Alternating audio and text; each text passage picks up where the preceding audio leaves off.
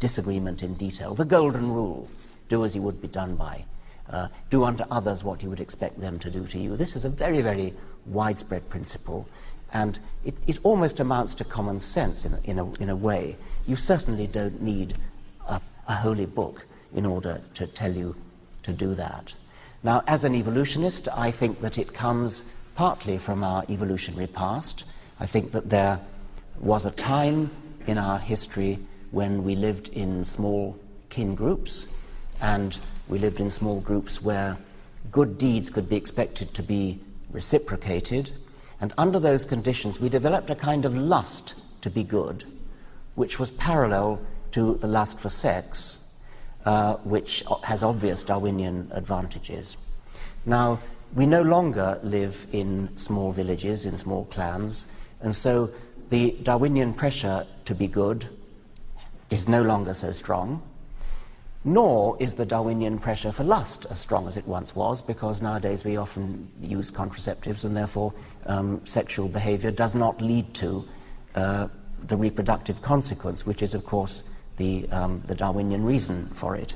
But that doesn't matter. The point is that our evolutionary past built into us a lust for sex, and by the same token it built into us a lust to be good, a lust to be friendly, a lust to cooperate, a lust to be sympathetic towards suffering. So I think it partly comes from that, but it also comes from something less easy to define, but which is clearly there, because I call it the shifting moral zeitgeist. It's something that changes from decade to decade.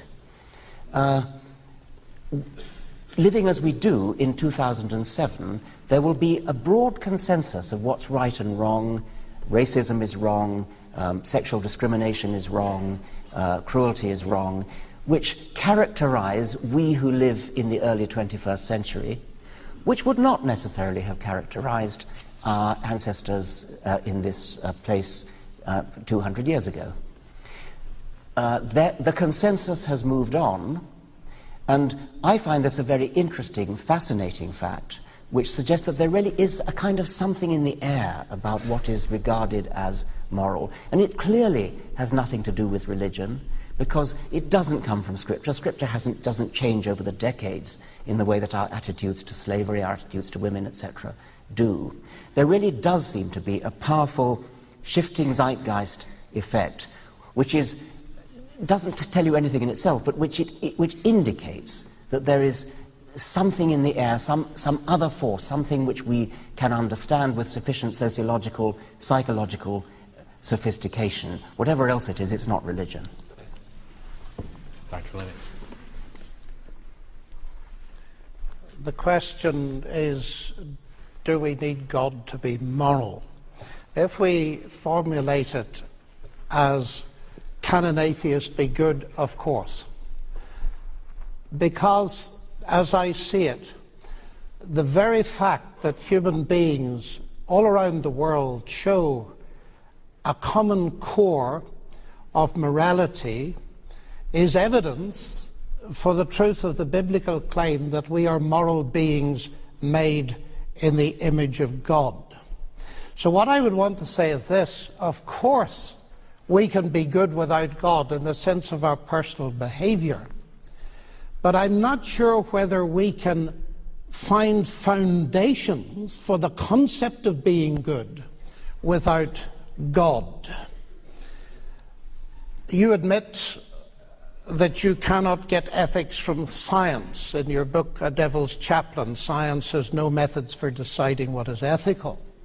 And I find it very interesting, reading one of your other books, River Out of Eden, to find what I understand is your analysis of what the universe is like at bottom. In a universe of blind physical forces and genetic replication, some people are going to get hurt, other people are going to get lucky, and you won't find any rhyme or reason in it, nor any justice. The universe we observe has precisely the properties we should expect if there is at the bottom no design, no purpose, no evil, and no good. Nothing but blind, pitiless indifference. DNA neither knows nor cares. DNA just is, and we dance to its music. Now that seems to me to be saying that good and evil don't exist, so I don't even know where you get the moral criteria to discuss it. If a rock falls off a mountain onto your head and kills you, it makes no sense calling the rock evil. It just exists. If Pol Pot chooses to eliminate 1 million intellectuals, or the 9/11 terrorists choose to fly hundreds of people to their deaths into the Twin Towers, how can you call them evil if they were simply dancing to their DNA? Now that strikes me as a hideous world you're delivering us into, that is no morality at all.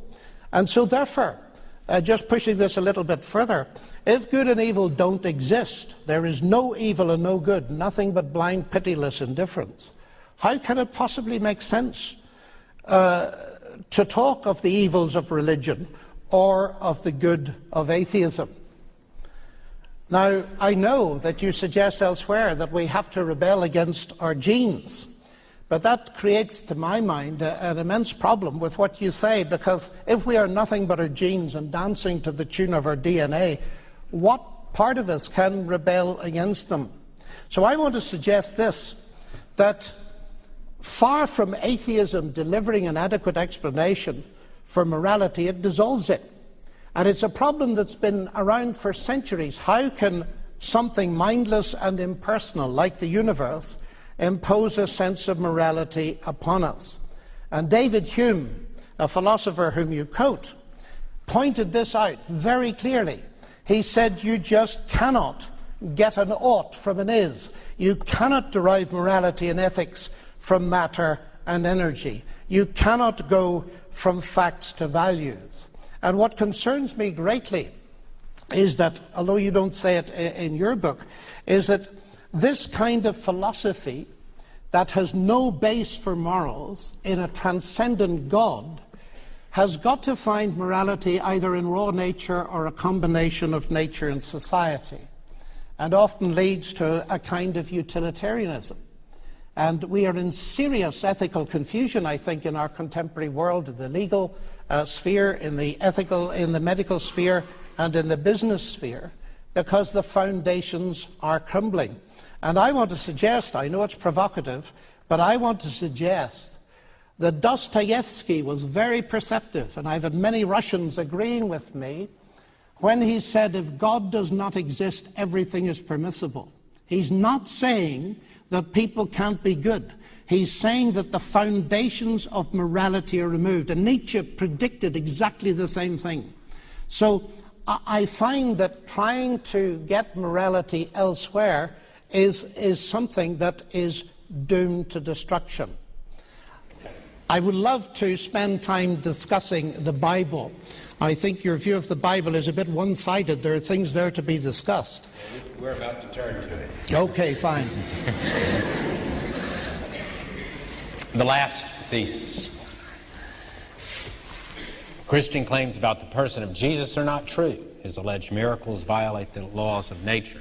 I'm going to read two excerpts, Professor Dawkins. The first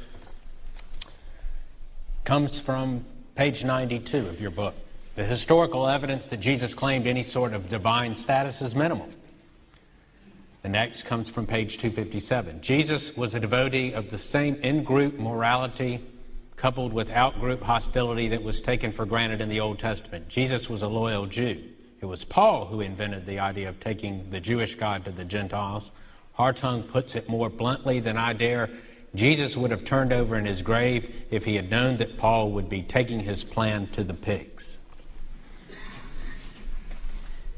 Once again, I can't let pass that rhetoric of mine about blind physical forces and indifference and nature neither cares, DNA neither cares nor knows. Maybe you're right that portrays a hideous world. Well, maybe the world is a hideous world. It doesn't make it not true. No.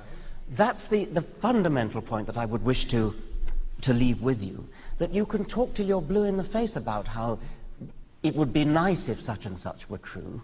It would be nice if the world were friendly to us. It would be nice if the world was not such a hideous one.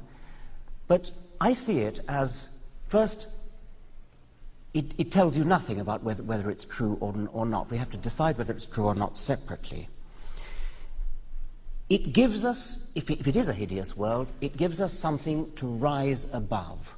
And we clearly do rise above it.